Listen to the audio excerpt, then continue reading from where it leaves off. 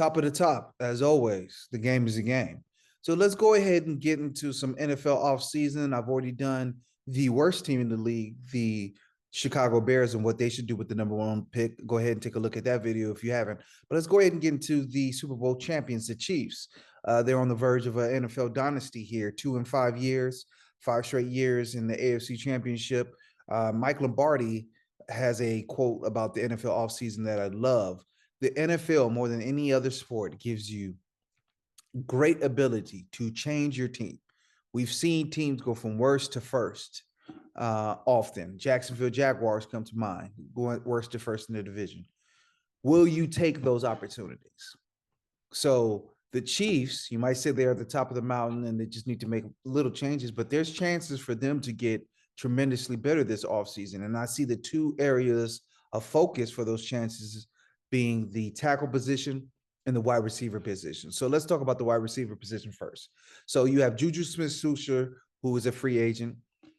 You also have Mecole Hardman, who's a free agent who was hurt for most of the free season.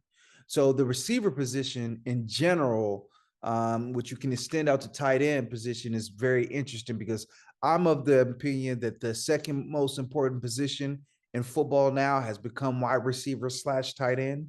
You have to have weapons. You have to have a quarterback, but you have to have weapons to go with it. If you have an elite quarterback and you're giving him a bunch of soccer dads, the New England Patriot formula, you're not going to be successful anymore. So obviously they have Travis Kelce, who's arguably the best tight end ever, but he's getting older. He's about 32 years old. So I think that you have to start looking for your next elite players at the wide receiver position and also the tight end position. So this draft is stacked with tight ends. So I think that the Chiefs would be well served to go up and get a Kincaid from Utah, to go up and get a Michael Mayer from Notre Dame, to go up and get one of the Georgia tight ends, in particular Washington, that freak, that 6'7" monster. So that's one area which I think that they should definitely hit. And also at the receiver position, a lot of people are saying this is a bad receiver draft, and I might tend to agree with them. But I do think you have a true number one receiver in Odell Beckham Jr. sitting out there in free agency. Now, a lot of teams were interested in him, and they felt that he wasn't going to be physically ready last season. He's going to be physically ready now. He's going to be more than a year removed from his ACL surgery. He's going to be primed, ready to go. I think that the Chiefs, instead of resigning to Mecole Hardman, who was more of a bit player for him, they never truly were able to use him in the Tyreek Hill role that many envisioned when he got drafted as a potential replacement for Tyreek Hill. So I would let him go. And then Juju Smith-Schuster, if he comes back at the right price, maybe.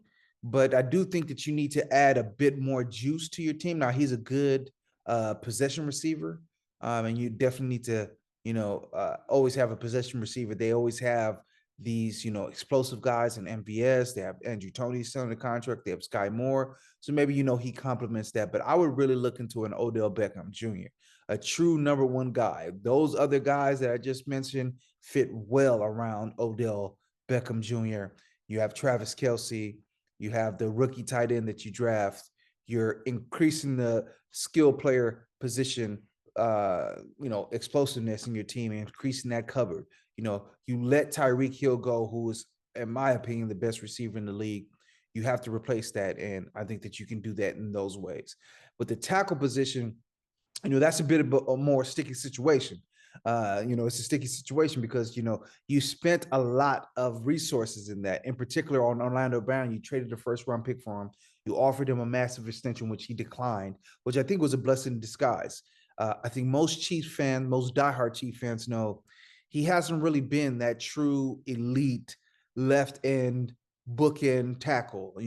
He hasn't been up there with the Lane Johnsons, with the Trent Williams, these true tacticians. And that's what he wants to be paid as.